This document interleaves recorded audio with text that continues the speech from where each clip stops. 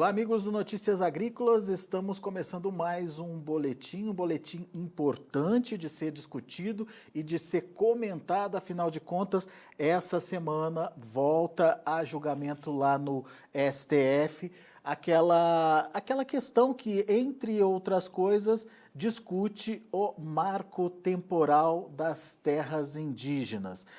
Para quem não se lembra, deixa eu fazer aqui uma volta, uma releitura aí do que está sendo julgado. O julgamento teve como motivação um recurso impetrado contra a reintegração de posse movida pelo governo de Santa Catarina para deter uma invasão numa área ambiental lá no estado. E o STF decidiu, portanto, a partir dessa ação, a partir desse processo, trazer de volta a discussão, entre outras coisas, sobre o marco temporal. Para explicar melhor para a gente, o que é o marco temporal, quais são as discussões que estão lá no STF, de que forma isso pode impactar o agronegócio, de que forma isso pode impactar a segurança jurídica da propriedade de terras. A nossa convidada é a doutora Luana Ruiz. Doutora Luana, ela é advogada, mestre em Direito Constitucional, já está com a gente aqui no vídeo. Seja bem-vinda, doutora, mais uma vez, muito obrigado pela sua participação conosco aqui no Notícias Agrícolas e para nos ajudar a entender e, mais do que isso, medir a temperatura dessa votação que está para iniciar, doutora, no próximo dia 25, lá no STF, uma votação que foi suspensa depois de um pedido de vistas, se eu não me engano, do Alexandre de Moraes, ministro Alexandre de Moraes. Então, eu queria que a senhora retomasse para a gente essa discussão e, principalmente, por que essa questão do marco temporal é tão importante para o agronegócio. Seja bem-vinda. Um bom dia a todos. Eu quero agradecer mais uma vez o convite, a oportunidade de poder tratarmos desse assunto, levar à base, levar aos produtores rurais a relevância da matéria. O que acontece? Nós temos uma previsão constitucional de que é garantido aos índios o direito originário sobre as terras que tradicionalmente ocupam. Essa Constituição é de 1988. Previsão de direitos indígenas já existem realmente desde do Brasil colônia. A questão, ela ganha relevância aí nos últimos 20 anos. Por quê? Porque o Estado brasileiro passou a interpretar o direito territorial indígena como um direito quase que absoluto, pela preservação da cultura, que é um direito pessoal, passou-se a ter o reconhecimento de um direito real, e em um primeiro momento, na história recente do Brasil, as áreas que foram demarcadas para as comunidades indígenas eram áreas não tão antropizadas. Xingu, próprio Yanomami, até mesmo Raposa Serra do Sol, a região norte do país, eram regiões que foram demarcadas num passado recente, regiões pouco antropizadas. E o problema ganha ênfase e relevância quando essa mesma linha que se aplica em regiões menos antropizadas passam a ser aplicadas em regiões extremamente antropizadas, com uma densidade demográfica muito grande. Quando começa a chegar na região sudeste, centro-oeste e sul do país, onde nós temos as propriedades, elas são muito menores, mesmo porque aqui nós temos a reserva legal, aqui no sul do país nós temos uma reserva legal num percentual muito diferente do norte do país, e nós temos muito mais gente, mais produtores, né? Então, quando essas demarcações atingem essas regiões mais antropizadas, os conflitos, os problemas se agravam. E hoje, essa gravidade do problema, ela está em todo o Brasil, porque nos últimos 20 anos, nós bem sabemos que a produção agropecuária no norte e no nordeste do país, ela é muito mais pujante do que era há 20, 30 anos atrás. Pois bem, partindo desta premissa e dos conflitos que começam a surgir, já há mais de 20 anos atrás, o próprio Supremo tinha definido a súmula 650, dizendo que aldeamentos extintos não são terras indígenas, já prevendo que só é terra indígena onde os índios estavam e de onde nunca saíram. Isso eu estou falando coisa de quase 20 anos atrás. Posteriormente, nós tivemos então o caso Raposa Serra do Sol, em que o Supremo entendeu, definiu o marco temporal de que só seriam terras indígenas onde os índios estavam em 1988.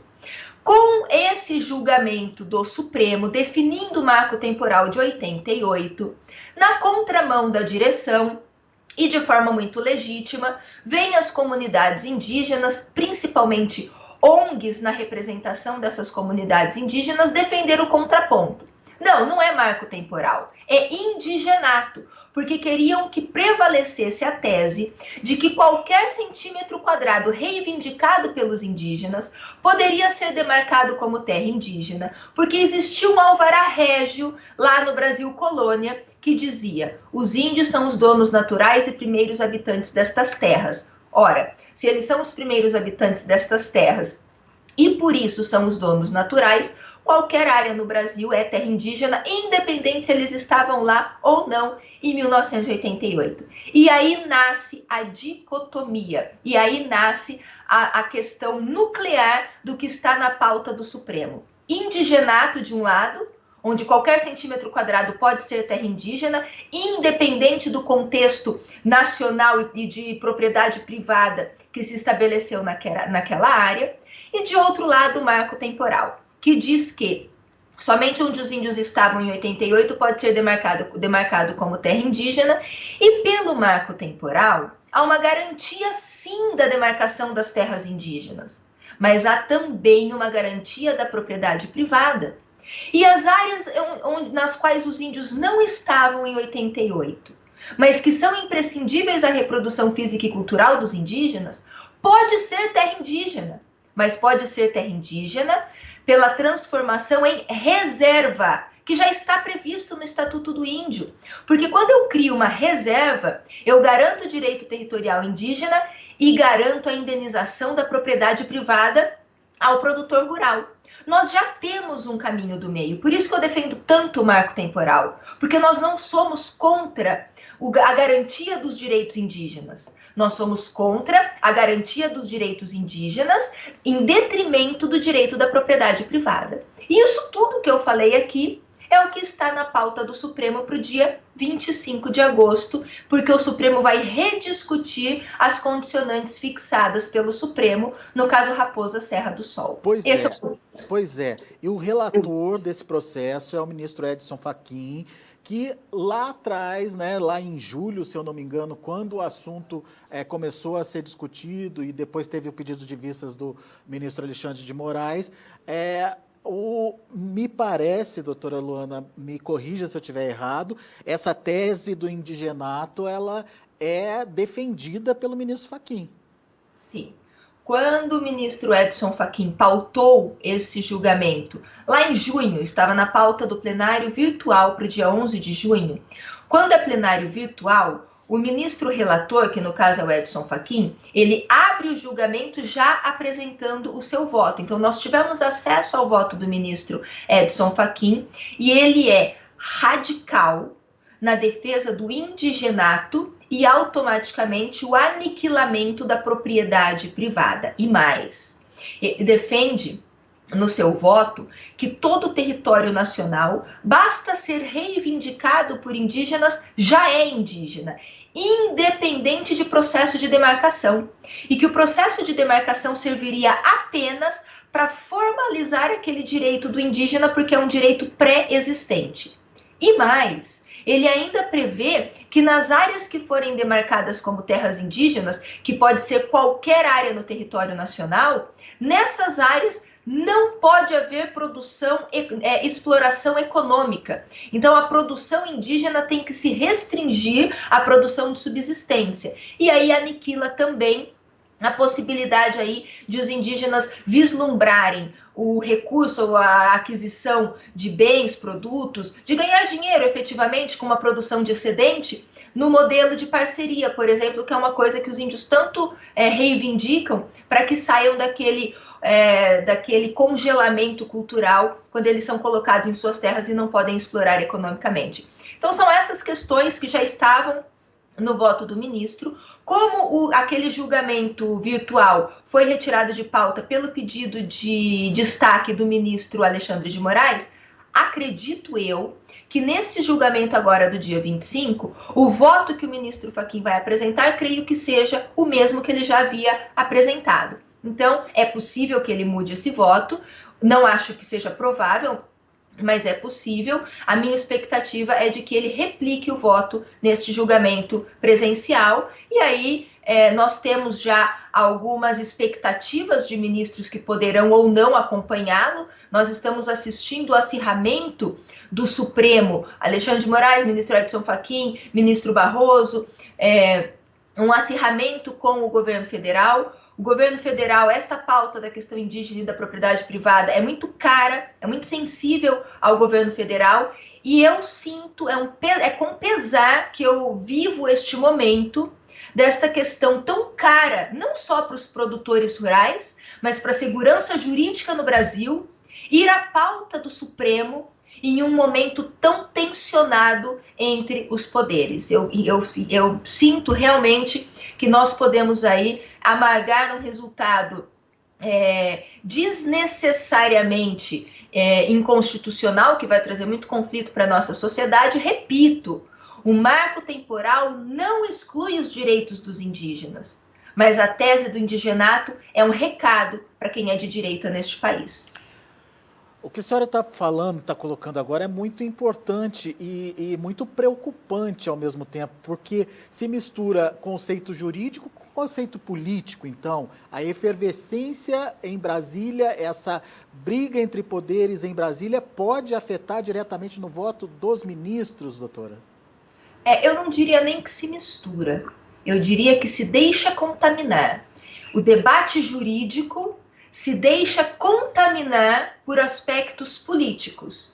E aí, então, o Supremo deixa de ter uma conduta, uma interpretação, uma discussão jurídica e passa, ele é esponjoso, né? Porque ele absorve esses contextos políticos. E isso já está acontecendo. Nós vimos aí no inquérito das fake news, o inquérito do gabinete do ódio, as últimas prisões aí estão transformando opinião em um crime. Isso tudo é contaminação política, tá? Que já está acontecendo. Pode acontecer esta contaminação política também na pauta aí do dia 25, e é isso que eu penso que seria uma derrota muito inglória para nós, uma discussão muito inglória, porque eu não consigo, com o direito, rebater uma questão política. Eu espero que não haja essa contaminação, mas é um risco que todos nós corremos. Pois é, mas naquele momento, quando o ministro Alexandre de Moraes fez o pedido de destaque, ele não deu um sinal positivo, ou pelo menos não deu um prazo maior para que o assunto fosse de fato discutido e revisto, doutora? Eu entendo que sim.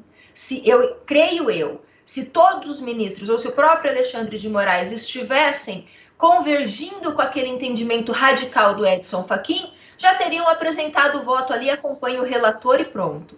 O fato de ter pedido destaque e pelo destaque ter tirado de pauta, e o pedido de destaque para tirar da pauta virtual e colocar na pauta presencial é justamente para oportunizar o aprofundamento do debate. Se o próprio ministro Alexandre de Moraes pede destaque para possibilitar esse aprofundamento, eu vejo como um sinal positivo. Ele não estaria convencido da tese ainda, né? Exatamente. Se ele estivesse já embarcado com o ministro Edson Fachin, já teria apresentado o voto, não teria por que aprofundar mais nada, já entenderia que aquilo que foi apresentado pelo ministro Edson Fachin estaria suficiente. Pois é. Sinaliza, eu vejo como uma sinalização positiva. De vista não, desculpa, de destaque. Tá. Mas daí esse tempo que a gente teve, não poderia ter acelerado um outro processo lá no Congresso? Porque, se eu não me engano, essa discussão surgiu ao mesmo momento que a CCJ, a Comissão de Constituição e Justiça, votava e aprovava um projeto de lei que tinha, entre outras coisas, a consolidação aí do marco temporal, certo, doutora? Exatamente. E não se andou com isso depois dessa votação da CCJ? O que acontece? Desde 2007, tramita na Câmara dos Deputados um projeto de lei, o PL 490, que trata das mesmas questões. Marco temporal, proibição de ampliação, esbulho renitente, produção em terras indígenas, entre outras questões que trariam aí segurança jurídica para a pauta da questão indígena no país. Desde 2007, esse PL vem tramitando. Da mesma forma, já há muito tempo tramita esse recurso extraordinário. Se nós observarmos, no ano de 2019, esse mesmo processo foi pautado várias vezes e nunca chegou a ser julgado. Então, a questão está em ambas as pautas, tanto do Judiciário quanto da Câmara dos Deputados, já há muito tempo. Em junho deste ano, foi pautado na CCJ, a deputada Bia Kicis assume a presidência da CCJ, e foi pautada na CCJ esse PL 490. Na mesma semana em que a CCJ pauta o PL, o ministro Edson Fachin pauta o recurso extraordinário. Mera coincidência? Não sei, mas me parece que existia aí uma corrida, como nós falamos aqui no começo, para ver quem chega primeiro bebe água limpa, né? Então houve essa disputa. Foi aprovado pela CCJ, o PL 490, e não foi julgado pelo Supremo o recurso extraordinário pelo pedido de destaque. Ganhamos esse tempo de fôlego. O que deveria ter acontecido? A Câmara dos Deputados deveria pegar aquele PL que já tinha sido aprovado pela CCJ e pautar no plenário da Câmara e aprovar. Está pronto já, não tem mais discussão. Se tivesse sido pautado no plenário da Câmara e aprovado, nós teríamos o contexto político, dando um norte para o contexto jurídico, mas um norte de segurança jurídica, um norte de estabilidade da propriedade privada, um norte que garante sim a demarcação de terras indígenas, que seria a aprovação do PL. A Câmara não fez isso, mesmo porque a pauta foi totalmente tomada pelo voto impresso. A Câmara esteve focada, fixada nessa questão do voto impresso, não houve sequer estabilidade e espaço político para pautar o PL 490 nesse meio tempo. Pois bem. Mas a senhora acha que essa mesma contaminação que houve, que pode haver, né, lá no Supremo, pode chegar também ao Legislativo? Pode, uma contaminação inversa. O Supremo vai decidir primeiro, e aquilo que o Supremo decidir, em uma decisão judicial com repercussão geral, que vai refletir no Brasil como um todo, pode sim influenciar a decisão de alguns deputados federais. Puxa vida. Então é uma situação muito, muito delicada essa nossa. A torcida tem que ser o quê, doutora? Que essa votação do próximo dia 25 não se complete, dê tempo do Congresso se mobilizar, enfim, o que dá para fazer agora nesse momento? O que pode acontecer? Começa o julgamento no dia 25. Eu diria com certeza absoluta, mas eu não posso dar certeza absoluta de nada, mas eu acredito de verdade que esse julgamento não se encerra no dia 25. Acredito que, ou pelo tardar da hora, porque a discussão acredito que vai se aprofundar, ou por eventual pedido de vista por algum dos ministros. Logo depois, em regra, depois do relator, vota o ministro que pediu o destaque, que é o ministro Alexandre de Moraes. Se nós estivermos certos de que o ministro de Moraes está aí pensando e talvez divirja do relator, é possível que ele peça vista. Não sabemos, mas é possível. Se o ministro Alexandre de Moraes pedir vista, suspende o julgamento. Se ele não pedir vista, continua o julgamento. O próximo a julgar, salvo engano, é o ministro Cássio Nunes, que foi nomeado pelo presidente. Também é possível que peça vista.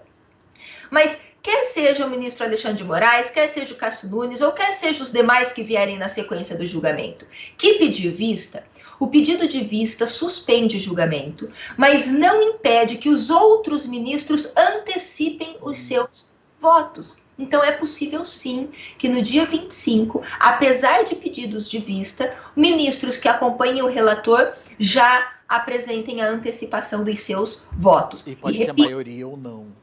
Pode ter maioria ou não. E repito, tudo isso é possível. Pode não acontecer nada disso. Pode acontecer o julgamento, o primeiro-ministro já pedir vista, suspende e teremos aí um prazo de fôlego. Agora, sabemos que os índios estão se mobilizando, vão a Brasília, foram nas outras vezes, foram quando o PL estava sendo apreciado pela CCJ, o que é justo, o que é legítimo. São cidadãos brasileiros, estão legitimados aí a agirem com condutas cívicas, de fazerem mobilizações buscando aí os seus direitos e os seus interesses. Mas é cívico para nós também. Dia 7 de setembro está chegando e é uma pauta de luta pela garantia da segurança jurídica, da estabilidade das instituições brasileiras. Estejam atentos, que eu acho que é importante. Agora, doutora, vamos criar cenários aqui. Obviamente, ninguém quer especular nada, mas, enfim, os cenários são importantes para o entendimento do que pode acontecer depois. Uma derrubada aí do marco temporal, uma questão negativa para nós, para o agronegócio.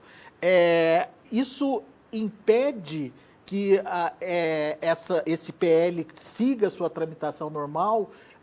Isso muda muito a questão de aprovação do PL 490? Não, interfere, com certeza interfere no convencimento ali de alguns deputados, mas não interfere necessariamente na regular tramitação do PL. O PL vindo a ser aprovado em descompasso com a interpretação do Supremo, ele vai ser questionada a sua constitucionalidade junto ao próprio Supremo, e aí estaria fadado a ser considerado inconstitucional. Por quê? Porque o Supremo fixou uma diretriz de interpretação do artigo 231, indigenato. E nós estamos no âmbito constitucional. Aí vem um PL dizendo o contrário, marco temporal. Se um PL que defende o marco temporal for questionado a sua constitucionalidade face ao Supremo, o Supremo diz, olha, a Constituição, pela interpretação do próprio Supremo, estabelece o indigenato, de modo que uma lei que vai contra o indigenato é inconstitucional. Esse é o cenário nessa disputa aí de queda de braço, porque quando o Supremo interpreta a Constituição, hierarquicamente a Constituição está acima da lei. Mas daí teria que ser o quê? Uma PEC para o assunto voltar? Uma PEC, ela se sobrepõe ao próprio Supremo, porque o Supremo é o guardião da Constituição. Uma PEC traria uma alteração na Constituição, porque, por enquanto, o Supremo está estabelecendo uma interpretação da Constituição. Existe já a Constituição e o Supremo está interpretando esta Constituição. Se vier uma PEC que contraria essa interpretação do Supremo, com certeza a PEC se sobrepõe, porque ela é a própria Constituição, ela passará a ser a própria Constituição. Só que daí exige muito mais número de pessoas favoráveis, de deputados e senadores favoráveis, enfim, é um trabalho muito maior, né? Não passa com o conflito institucional que o Brasil vive hoje. Nós temos a PEC 215, que leva a competência da demarcação de terras para o Congresso Nacional, tramita desde 2002, salvo engano, e até hoje ela não repercutiu resultado concreto. Então, de lá para cá, o cenário só se tensionou ainda mais. Não sei se nós teríamos aí ambiente político para isso, mas com certeza absoluta, se nós tivermos o julgamento pelo Congresso Nacional como um todo, tá? Não só pela Câmara, mas também pelo Senado, aprovando o PL 490, eu acredito que influencia sim alguns ministros, pode vir a influenciar. Puxa vida, mas é uma corrida contra o tempo agora, na verdade, então. Contra o tempo. Só que, assim, com todo respeito, né? O projeto de lei é de 2007. Nós estamos em 2021. Do falecido deputado Homero Pereira, se eu não me engano, não é? Isso mesmo. Então, quer dizer, é uma situação vexatória, se nós vemos o que acontece no cenário político brasileiro. Um projeto, agora, estamos correndo contra o tempo, como se o projeto fosse de ontem, um projeto de 2007, né? Então, são essas questões delicadas aí, sobre as quais nós estamos sujeitos, né? Porque somos aqui cidadãos brasileiros, eleitores, isso é importante nós termos em mente, né? O poder está aí nas nossas mãos. O ano que vem nós temos eleições, isso é importante nós pensarmos também. Bom, resumindo, o clima não está favorável para as votações aí, digamos, ou as orientações jurídicas para essa questão do marco temporal, doutora? Não, o clima jurídico é totalmente favorável. O clima político é que a gente questiona um pouco se vão lançar mão dessa pauta sensível por conta dessa contaminação política. Mas o clima jurídico é e sempre foi extremamente favorável. Tanto que acabamos de ganhar na CCJ, né? Então, juridicamente, não tem o que discutir. Mesmo porque nós temos que pensar na questão da coerência e da razoabilidade, da racionalidade. Como eu falei, o marco temporal garante sim a demarcação das terras indígenas. E se uma eventual área precisa ser ampliada de uma área, de um perímetro onde não tinha indígena em 88, ou uma demarcação de uma área onde não tinha indígena em 88, porque aquela área é essencial para a preservação da cultura indígena, existe um instrumento jurídico para isso, que se chama reservas indígenas. Faz as reservas indígenas, entrega as áreas para os índios, com a previsão de indenização para o produtor rural. Mas não é isso que eles querem. Eles querem o tudo ou nada. Eles querem o indigenato, porque eles querem tomar o território nacional, acabar com a propriedade privada sem a possibilidade indenizatória. Está bastante complicado e a gente vai acompanhar ao longo dessa semana os desdobramentos dessa votação no Supremo. A gente agradece muito a sua participação, viu, doutora? É muito importante a gente entender o que pode acontecer e principalmente entender as consequências, né, de determinadas decisões que venham a ser tomadas aí para principalmente o agronegócio, a produção brasileira e o risco, obviamente, de se liberar geral a questão das invasões de terras de novo, coisa que a gente viu acontecer lá no passado e que não é nada legal, não é nada bom de se falar, né? Exatamente. Eu quero me colocar aqui à disposição. Eu acompanho essa matéria já há muitos anos. Eu estou acompanhando esse recurso extraordinário, inclusive eu estou no processo, estarei participando do julgamento e fico à disposição depois para atualizar aí o que aconteceu e se foi julgado, se vai ter outra pauta, quem pediu vista, se o ministro Edson Fachin replicou aquele voto radical que ele havia apresentado anteriormente. Tudo isso está no ar e teremos algumas das respostas já no dia 25. Só uma complementação de uma informação. Da última vez que a gente conversou, a senhora estava muito preocupada com a participação do agro, né? Junto aos ministros do Supremo, para tentar o convencimento, ou pelo menos mostrar as consequências de uma decisão diferente do que a gente espera.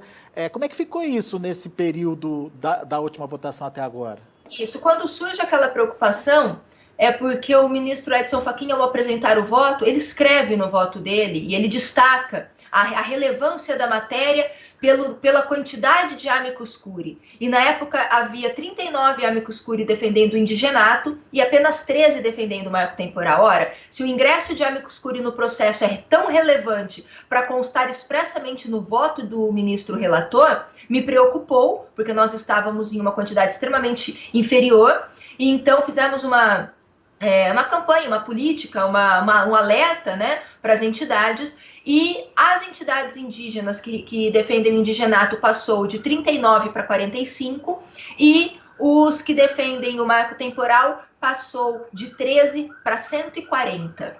Mas 140 protocolos.